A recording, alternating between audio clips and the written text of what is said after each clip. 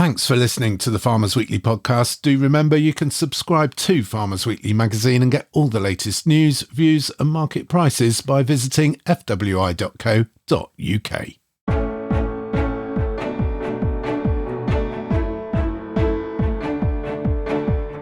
That's one of the key things. A good agreement between landlord and tenant doesn't need a code, and it doesn't need necessarily everyone referring back to the agreement. It needs an understanding of what good looks like for both parties. So my role, I think, is to make sure we've got the balance across the piece and to make sure that I can see where things are working and where they're not. A new tenant farming commissioner to oversee the relationship between landlord and tenant. We have a special interview with Alan Laidlaw. What can artificial intelligence offer the livestock sector? And we visit a special Future of Food exhibition at the Science Museum. Welcome to the Farmers Weekly podcast. I'm Johann. I'm Louise Impey. And I'm Hugh. Broom. And we go straight to that top story. Former Chief Executive of the Royal Highland and Agricultural Society of Scotland, Alan Laidlaw, has been named as the first Commissioner for the tenant farming sector for England, fulfilling one of the key recommendations of the ROC review of the sector in 2022-23. Mr. Laidlaw's new role will be to act as a trusted and impartial point of contact for tenants, landlords and their agents to ensure fair practice and tackle poor behaviour across the sector. Farmers Weekly's Philip Clark asked Mr. Laidlaw what he wanted from a code of practice for tenant farming. I'm keen to see it being adopted and lived and breathed. And ideally, what we would like to be in a position is where people just act in that way behind the, in the spirit behind the code.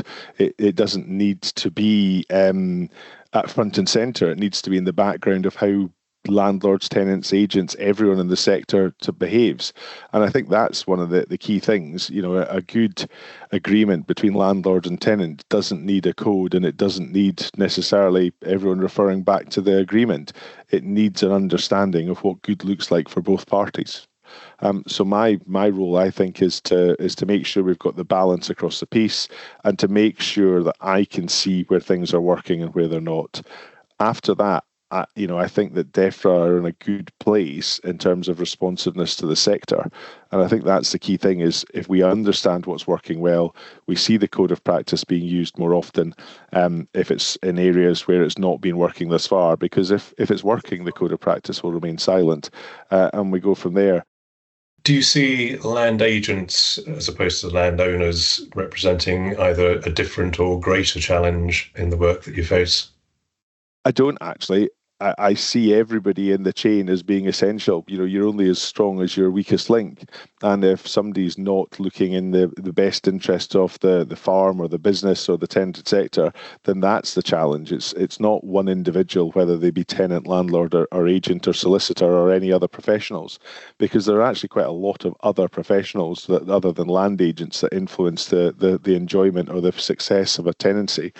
And I just want everybody, rather simply, being on the same rope in the same direction. Where we get people entrenched in different views and outcomes, it's very difficult. Now, I'm not naive enough to think that people don't have different ambitions for the same piece of land, and that's where the behaviour comes into it. If there's a substantial change on a piece of land, it affects lots of different people's interests. And I think a lot about the code of practice is how it's done. It's not necessarily changing the overall outcome, but it's probably affecting the process. And that's not just land agents, it's everybody in that chain. That's newly appointed Tenant Farming Commissioner Alan Laidlaw. Louise, this appointment, a long time coming. Yeah, it has been a while, hasn't it? And as you say, no, it's been very warmly welcomed. So that's a good sign, isn't it? This is the first ever tenant commissioner, and we know what the tenanted sector has been going through and how they're feeling, and I would say they're feeling quite threatened in certain places. So to have somebody on their side and to have somebody as strong and as good as Alan, I think will be very, very reassuring to them. It is a time of change. I guess his job is to ensure fair play. I think that's exactly what it is. And probably it's important just to say that it is non-statutory, his role. So he's going to have to work really hard, I think, to have the influence that he needs to have and to be able to impact the sector. But that's something that I'm sure he's quite capable of doing. I think I'm right that the Tenant Farmers Association, that they did a survey which showed that 30%, which is a high number, isn't it? 30% of tenant farmers felt that they were being bullied or harassed by their landlords. So, that's quite a figure, and it certainly gives him something to get stuck into. That 30%, that is a high number, and surprising in one way and yet not in another. But we know that when landlord-tenant relationships work really well, it benefits everybody, doesn't it? Oh, yes, it does. And there are some fantastic examples out there. And I think we have featured a couple on the podcast in recent months. But when they're working well together, they are really, really working well. I suspect that figure, that 30% figure, I suspect that's probably gone up in the last year or two, as we're seeing this massive change that the whole farming sector is going through. I can't be certain of that, but I suspect that's the case. And Hugh, do you think Alan Laidlaw can achieve everything that's needed to be achieved to make this whole thing work? Well, look, let's hope he does. Otherwise, there's absolutely no point having him there, is there, quite frankly? There's a fair bit to do, isn't there? There's still stuff to, I suppose, people are still trying to get their head around the whole, I suppose, landlord-tenant relationship in a more eco-friendly way, in the sense that obviously there's a lot of stuff going on where people are either being pushed out of tenancies because landlord might want to do a solar development or something like that. There's not a lot you can do about that. But I suppose it's trying to encourage more collaboration going forward on some of the other greening things, and actually just the bread and butter stuff of day-to-day agriculture, isn't there? Because there's always improvements to be made from either side of the tracks, really. So look, anything that gives more clarity, anything that I suppose gives people, gives both parties skin in the game in terms of negotiating going forward, it's got to be a good thing in terms of long-term outputs. And let's face it, the best landlords generally have that, would obviously have the happiest tenants. Generally, when you walk onto farms like that, the thing is moving in the right direction. So for everybody, it works. But look, there's challenges there. Let's hope he's a czar that can move stuff forward. And, it's value for money in terms of what he gets paid to do it. And I'm sure if anyone's, the tenants forums and the TFA and all of the tenants are going to be the first to call him out if he doesn't perform. Well, we have seen situations where tenants have been let go, to put it kindly, as landlords have taken back farmland in hand and decided to, well, in some cases rewild it, but in some other cases put it into environmental schemes. Not much farming, or less farming going on, less food production farming going on than there has been in the past. Yeah, that is the case. I mean, we've all heard of farms being taken back by landlords, and there have been, to be fair, for a real variety of reasons. And as I've already said, there is so much change going on at the moment. But some people, I think, have been probably very badly treated, and it'll be really good to have a commissioner in that role and somebody who can help with some of these really sad and difficult cases. A big welcome then for Alan Laidlaw, but he has got a serious job to get stuck into, Hugh. Yeah, he has got a serious job to do, and this is the first, commissioner of tenancies. And like you say, it's something that George and the TFA have been lobbying for many, many years. As lobbying organisations go, and for what they do, the TFA do a pretty damn good job, and many of their members will tell you that they really do. They really do knock it out the park in terms of what they do. For a small team, they make a big impression. So this is obviously good news for them, because they've been lobbying this for a long time. But as I said, if this person doesn't deliver, if Alan doesn't deliver what they think he should deliver, they're going to be the first to call him out. But look, the good thing is they've got someone in place. There was a whole load of stuff in that ROC review from a few years ago and there's more presumably to come in terms of what's pushed out. And it's the sort of things that the new tenants commissioner will be able to pick up on, even if these recommendations aren't fully in the sort of statute yet or being observed yet. It's hopefully he'll be gunning for the tenants on that side in terms of getting this stuff across the line. So there's a lot of work to be done. And the tenancy stuff over the years, it goes in fits and starts, doesn't it? There's, obviously had the 95 Act, there was the 70s, the 86 Act, then the 70s. It takes a long time, and not much really has changed since the FBTs came into place in terms of the structure and the framework. And for some people, that works really well. They like the framework, they like the structure, they like the fact that it's flexible. But then for many people, despite all of that, there are plenty of tenants there who still, feel they're getting a bit of a bum deal compared to others. And indeed, just to balance it off, there will be landlords as well that feel that they're the wrong side of wherever the tenancy is. So there's lots of work always to be done in this area. And let's not forget, a huge majority of farmland, or a huge chunk of farmland, is tenanted. It could be mixed tenants. There are some people running farm businesses we know who are all they are is tenants. They don't own any land at all, other than a house they may live in or something like that. So it's a huge part of what we do day to day. So it needs sorting out. Good luck to Alan, and let's hope he does what he says on the tin. The Farmers Weekly Podcast. The Farmers Weekly Podcast. Now, with farm conference season upon us, barely an event goes by without at least one session about artificial intelligence in agriculture.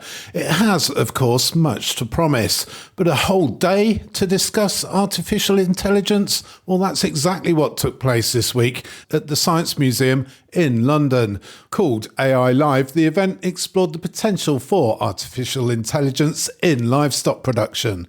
I went along and caught up with a few of the conference delegates, starting with farm vet and conference co-organiser Matt Dobbs. There's a huge spectrum, a huge variety of applications of AI, from farmers that are deeply embedding some of this technology into their processes and their management, right the way through to farmers at the other end that know very little about it or are even scared about what that technology might mean for them. So there's huge changes and huge opportunities ahead for us to bring more education, for us to help the industry understand the application, and finally to make sure that the standards of AI are common across our industry so that every producer, the I in AI we say is about people, so every producer can benefit from this technology in the future. You've got a fair turnout here. What better place to hold it than the Science Museum? People from right across the industry. What have you learned? Yeah, well, we're super excited with the event. We've got literally the full spectrum of the industry here, from, very importantly, producers, dairy, beef, sheep, poultry, swine, pig, right the way through to those that are advising, from feed and veterinary through to the wider industry, including the supply chain, right the way through to retailers. And we've learnt that ultimately this is about the I, the independence, and the person is the heart of AI. And unless we get that right, the artificial application, the artificial intelligence won't be brought to bear. So it's all really about people and making sure that they feel included as part of this future revolution. And we know from AI that its ability doubles every 3 months. So that's the sort of advancement in technology that we're talking about. And so just as we're seeing an increase in the rate of new agricultural industries, we're definitely seeing that with AI. So David Speller, I'm from Derbyshire, from a company Optifarm Limited, and also a poultry farming business, Applied. So what we're doing is we're taking data that exists on pig and poultry farms now around the world, so your environmental controls data, your water meter data. We're tracking the animals' routines for a few days and then predicting what they're going to do today before they do it.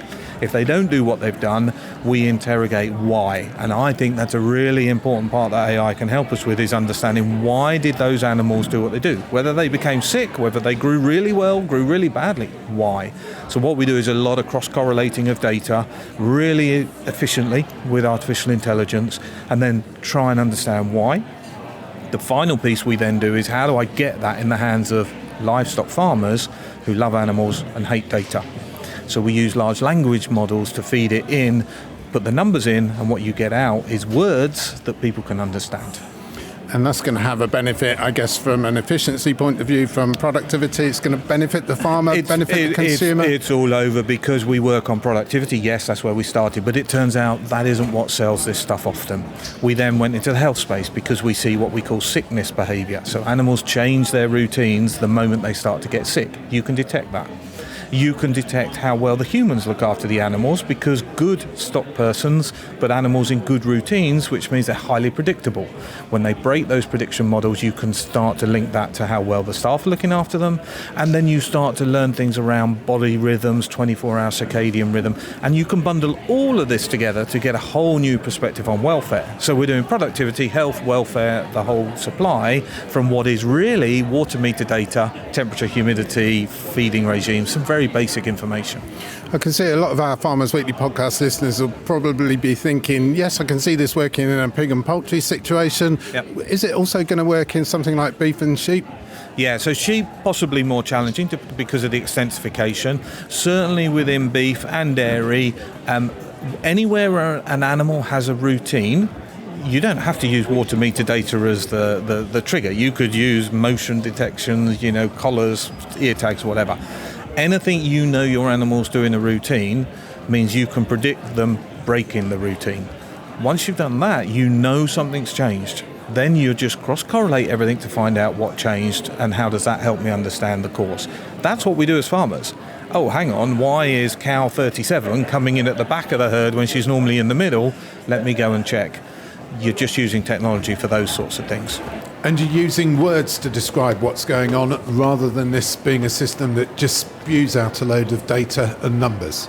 Well, I think there's an element of that, but I think if you just take it back to the basics, that I would absorb a lot more information from a documentary, David Attenborough wildlife documentary on TV on a Sunday night, than I would, bless them, my school teachers when I was at school. If you can turn information into entertainment, that's a much better way to get stuff across to people, particularly those that I would class right brain thinkers, love animals, probably don't like data. So what we want to do is turn it more into entertainment, and it's much easier to absorb. Again, language models, auto podcasting, news reels of the future, these can all be used to make it entertaining for you. I'm Sophie Throop. I'm Technical Sustainability Director from Myton Food Group. Sophie, you're here in an almost observational capacity, seeing what's going on. What have you found out? Well, I really love this topic and this industry. I mean, I used to work with vets. I worked with vets for about 9 years, so it always feels a bit like coming home. But also, the power of data is just immense. And thinking about AI is something that I've just been at the World Agritech Centre conference for a day and a half, and it's now just a conversation we're all having. Because we're all using AI for our Google searches and everything else. So it's so different from how we were a year ago. And thinking about all that data is on farm and how can AI help just get to the root of what we need to do rather than just as swimming in data is super interesting. So I've really enjoyed it. There seems to be lots of opportunities, obviously lots of interest here today. How do you see it working in the interface between, I guess, the farm gate and retailing? Yeah, so I think it's just at the moment looking and listening and understanding a bit more, because I just am really attracted to AI from its time-saving capacity and its also ability to try and get to the root of the issues or the actions that need to follow. So I think at the moment I'm listening and learning a lot, but I think it is so powerful, and I'm just conscious that there's a lot of sectors have already got there and got on board. So actually, how can we play our part in the supply chain to encourage farmers and everybody to not be worried about it, but to embrace it and to see it as a positive about how to go forward rather than something to be worried about and feared. Just some of the voices there from the AI Livestock Conference at the Science Museum in London. Hugh, you were at this conference. You were there. You were on a panel, sitting on the stage there, answering questions. Also there for the podcast, though. What did you make of it? The take-home thing for me is there's a load here that AI can do, and is already doing in lots of cases. Some really interesting, obvious things. The guy from Oxbury Bank, when he stood up and talked about how they've got AI systems working in the background, the one for me was the fact that if someone applies for a loan before, an accountant would manually go through it, look at it, and then it might take a day to get it right. It would cost the business 60 odd quid. And he put this slide up which says, 24 hours and £60. Now the AI machine does it, and it produces a one-pager dashboard that a human can check off, and it takes 2 minutes and costs us 10p. So that's sort of a brief world, or a brief glimpse into why, if you're leaving school or in the process of working in some form of middle management, where you have to check lots of stuff and it's fairly numerate, that you might not actually have a job in 10 years' time. The flip side is that there's a whole lot of stuff where this can really help in terms of analytics of data, and it's diving into the minutiae and the time it saves diving into the minutiae, looking at the data, looking at all the small bits that you would otherwise miss, and actually picking up all the correlations and all the bits like that which you would have missed otherwise. Louise, AI, of course, also used in the arable sector, not just livestock.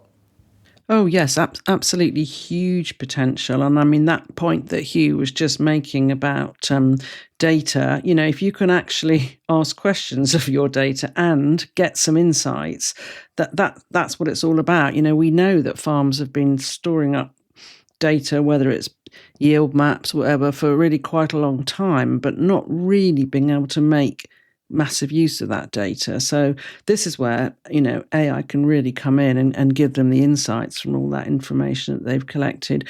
I mean, obviously, it also can take on some of what we call the boring tasks, the repetitive ones, the form-filling type things that have to be done. And there will, I'm sure it already has a role in sort of measuring and monitoring things, say in crops, perhaps disease levels or whatever, which again is repetitive but needs doing and understanding. So yeah, huge potential for it. I suppose the one thing that I would just mention is that farmers themselves often need very localized advice. So if you're going to use AI to start giving you recommendations and advice, you do need to understand, where it has been trained, if you like, or where that's come from and on what data, because you can get caught out. And I mean, there have been instances, I think, where, you put in for what can I do about controlling this weed or this selection of weeds, and the advice that comes back is actually illegal in this country, either because we don't have those products anymore, or that we're just not allowed to use that product at that timing, or whatever it may be. So, that localized bit, I think, is really quite not a downside as such, but you just need to understand a bit more about that. Yeah, you do. I think the key thing here is it's the old computer science saying garbage in, garbage out. So if the resolution of what the input data that's going in is really ropey, it doesn't take into account the location, or you've got a reduced number of sample points for your disease or for your animal infliction or whatever it is, then you're going to get pretty ropey output. But I think that it's like everything. The better you feed it, it's like, if you're feeding a plant or feeding a cow, the better you feed it, the better it will do. So it has got huge potential. Look, it's already running in the background of loads of stuff. The one thing, again, actually referring back to the guy from Oxbury said, in their scenario within the financial sector, the big thing for them is, yes, whilst they've developed these systems themselves in their business, the key thing is there is still a human sense checking and calibrating. And that would be the same if you're in an animal system, wouldn't it? You've got you have a robot milking parlor now, a robot milking setup now, but you still need a human. When the automatic scraper falls off the edge of the concrete platform and into the slurry pit, the human's still got to pull it out. You've still got to reset the machine. And actually, you can have all of the stuff going on in the background you like, feeding the cattle or the chickens or whatever, but you still need someone that's a good stock person to go in there and say, yeah, they look great, or that one doesn't look so great.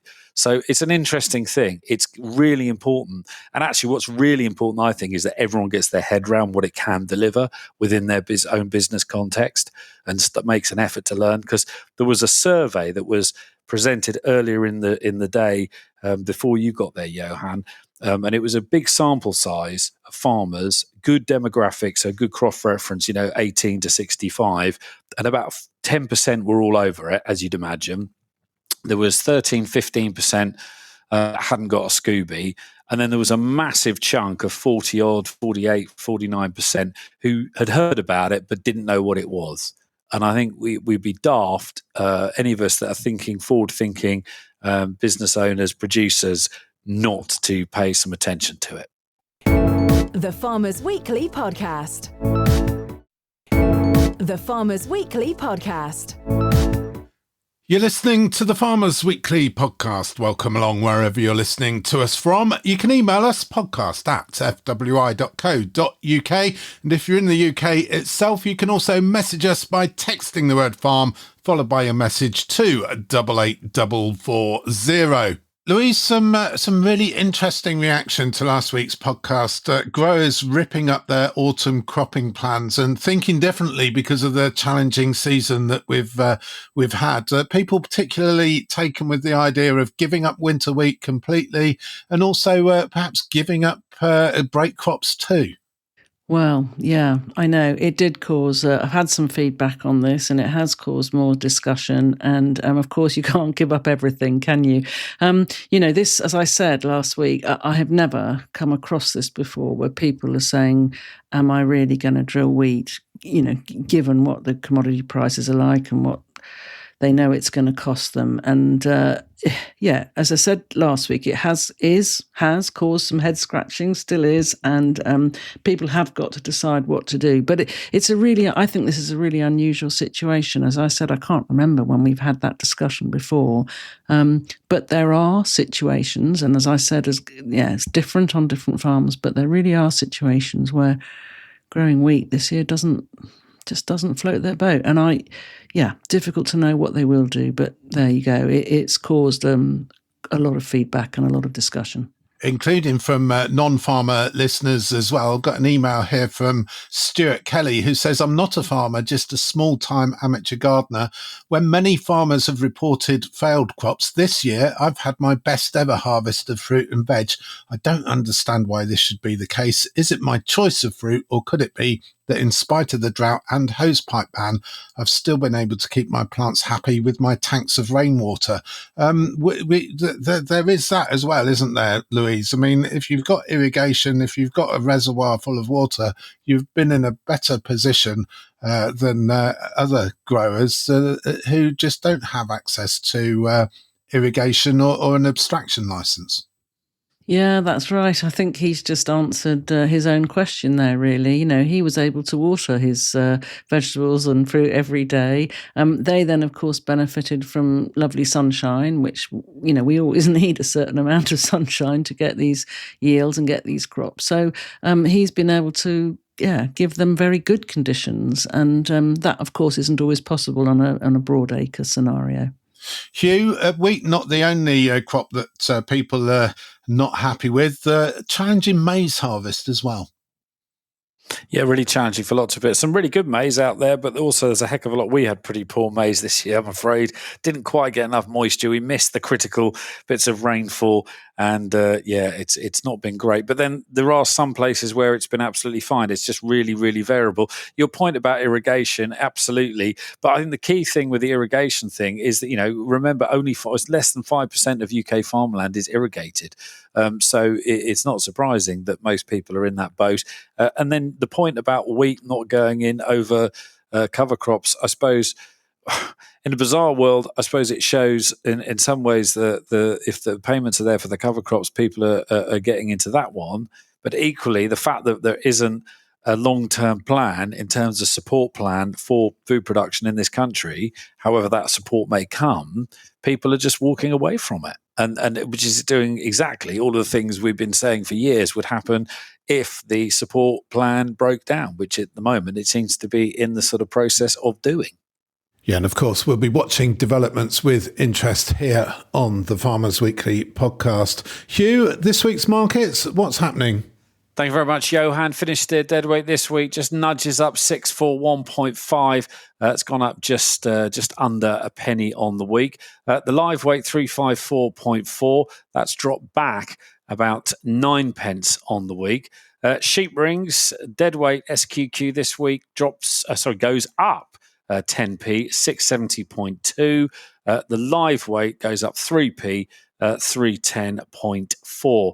Pig price gone up 0.1 of a penny, 206.7. And then onto the arable markets, the usual absolute jamboree of joy. Not feed wheat 162.40. It's actually gone back about 50p on the week. Milling wheat spots in at 178.70. That's gone back 30p on the week. Feed barley has actually gone up marginally, £144.40, up from 142.9. Oilseed rape also sees a bit of a nudge upwards by around about £6-7, 399.70 on the oilseed rape. I suppose take some cheer from the fact that a year ago it was £380.70. So there you go, you're nearly £20 up on the year. Feed peas 223.6. That is up about £9. Feed beans 214.9. That is up £4 on the week. Diesel price stands on this week, 68.6, exactly the same as last week. And believe it or not, it's only 3p more expensive than a year ago when it was 65.4. The Farmers Weekly Podcast. The Farmers Weekly Podcast. And finally, the AI Live conference we reported on earlier in this episode was held at the Science Museum in London. Now, the Science Museum is also showing a major exhibition at the moment on the future of food, looking at how science is creating more sustainable ways of producing and consuming food across the world. It's a free exhibition featuring more than 100 historic and contemporary objects, from 3,500-year-old bread to McNuggets and cricket burgers to cell-grown salmon. It includes lots and lots of stuff about agriculture, examining inventions such as liquid ammonia and synthetic nitrogen fertiliser, through to pesticides and meat substitutes. Hugh and I wandered downstairs at the Science Museum to take a look. And if you look at this bit of the exhibition here, you've got huge, not quite floor-to-ceiling photos, black and white photos, dying fish, rainforests that have been cut down, fertiliser production, chimneys belching smoke into the atmosphere. And there's there are these three digital counters that are counting the number of hectares of forest that are cut down, the tonnes of pesticides used, and the tonnes of fertiliser used as well. And obviously they're well into their millions. Yeah. I get it's spelling out the picture, but there's no acknowledgement that it's been... To be fair, actually, there is the Henry Dimbleby quote on the wall that says the Green Revolution was both fraught with miracles and fraught with danger. But it is saying, the reason you've got really loads of really cheap food, it spells out the whole environmental impact. It doesn't acknowledge the fact that, people are spending a fraction of what they earn now on food compared to 50 years ago. This is not a balanced view of... it paints a really good picture about where we have gone wrong with, over-intensification, and, there's a valid argument there. But in terms of the future, it's like, I don't know, there's not much mention of much in the way of livestock production. We're all going to eat cell-grown meat and powdered protein. I think they've set up the problems and the challenges that we face really well in terms of the environmental impact of farming.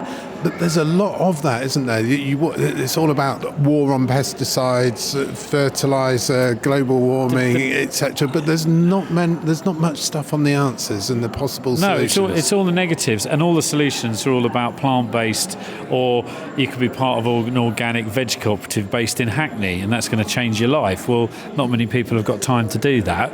It's a bit ones. But like I say, perhaps if we got a couple of million quid's worth of NFU money together, we could have put on a whole different display, couldn't we?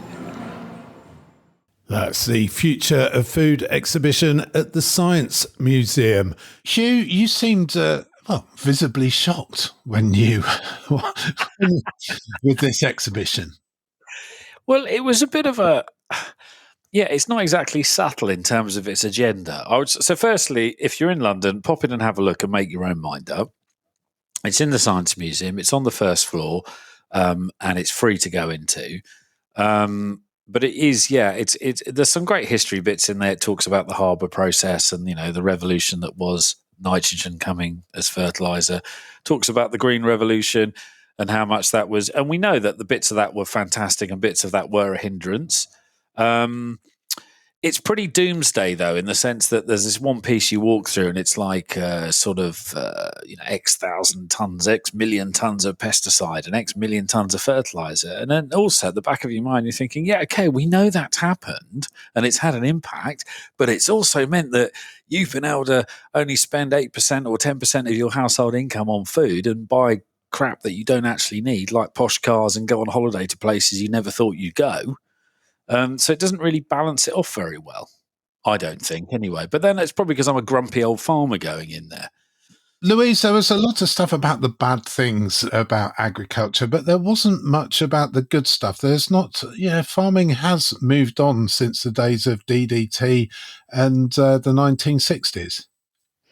Oh, it's made absolutely huge progress, hasn't it? And what a shame that they've obviously missed that bit of it, the story out. I mean, I haven't actually been to this exhibition yet, but I'm now mindful to go. It sounds, I don't know if this is the right word. It almost sounds quite lazy, what they've put together. It was supposed to be showing innovative solutions. That was something that they suggested that was going to be full of. But if it's just farmer bashing and farming bashing, then I'm not really sure what it's going to achieve. There is a lot of that. I mean, this sort of digital doomsday clock, or these 3 digital doomsday clocks ticking. You do walk through that. I think there are innovative bits in there, but I think it's the general emphasis that there is so much about the environmental impact of food production, but not so much about the way forward and the future. Yeah, no, totally. And I think the one thing is, I mean, it paints this picture of the animal bit in there. It's got one piece and it's got like a model. It's like a mock-up model of an intensive barn, and it's got cows in there and chickens in there, all in this one little barn. And then there's like a box, like it's like a Britain's toy farm type presentation. And then it talks about how intensive farming, is really bad and da da da da da. There's just no acknowledgement of the massive advances that have been made. It then talks about cell-grown meat and stuff like that, but doesn't talk about the fact that most of the cell-grown meat companies are almost bust because no one actually wants to buy into it. There's some really good bits I liked, but that probably reflects me being a grumpy old farmer. I loved the retro bits on the wall, the old Roundup adverts from 1979 I remember seeing on the back of the Farmers Weekly as a kid. I mean, there's stuff like that there sort of painting this doomsday picture. But I think it'd be fair to say, Johann, that this was not funded by the NFU. This was funded by, clearly, some philanthropic pot with a very clear agenda that animal agriculture isn't part of the solution. Well, yeah, it was funded in large part by the Jeremy Collar Foundation, and that's a philanthropic foundation, as it were, that aims to create, as it says, positive impact on critical issues, focusing on animal agriculture, education, and pensions. And if you delve a little bit more into that funding and the aims of the Collar Foundation, it seeks to address the consequences of, quote, intensive animal agriculture and drive the shift to a sustainable food system. Now, I think we all want a sustainable food system. Who wouldn't want that? But if you go to for example, the space exhibition in the Science Museum, it's all about the achievements of humankind in terms of space exploration, going to the moon, etc., etc. There's not very much, if anything at all, on the negatives in terms of atmospheric pollution from rocket launches, hazardous space debris, the use of resources for manufacturing space rockets, and all of the nitrogen oxide and soot and everything else, all the bad sides of space exploration. But there was a lot about the bad sides or the negative sides of the environmental impact of farming, Louise. Well, it's just a real shame, I think. I think they've missed an opportunity with this exhibition. On the website, it says it's all about how food must change to protect the planet. So I guess that's a roundabout way of them saying, intensive livestock production is the baddie in the room. Now, we all know, don't we, about the progress that's been made with more sustainable farming methods and practices.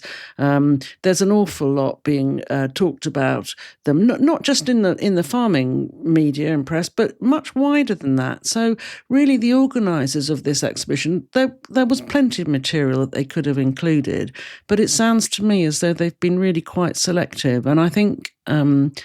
I don't think the public will be actually too fooled by that, because anybody who's interested in where their food comes from and how it's produced does tend to keep up to date with what's happening. So, yeah, as I say, I think they missed an opportunity, and what a shame that is.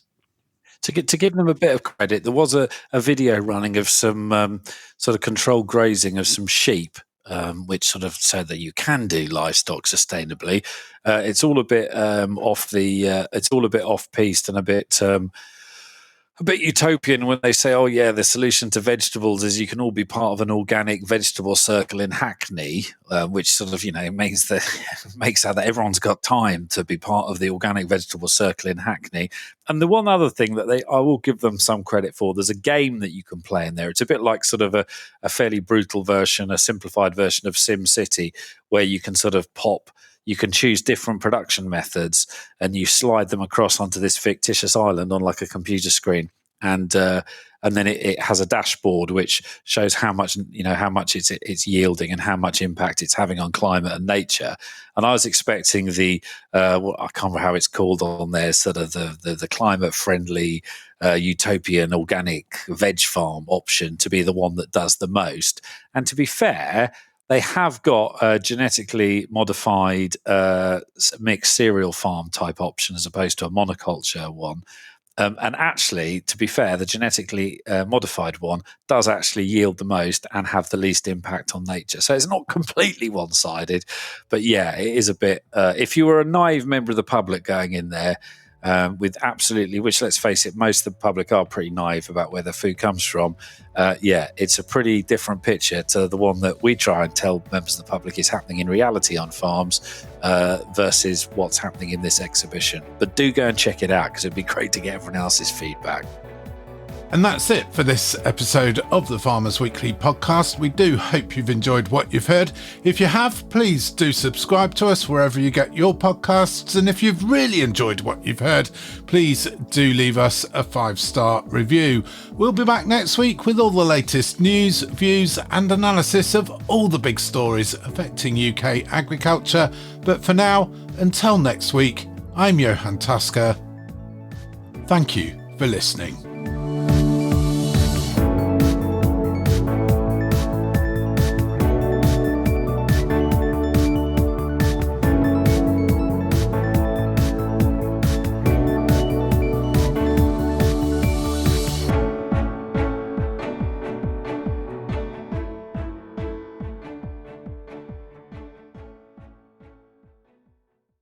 Thanks for listening to the Farmers Weekly podcast. Do remember you can subscribe to Farmers Weekly magazine and get all the latest news, views and market prices by visiting fwi.co.uk.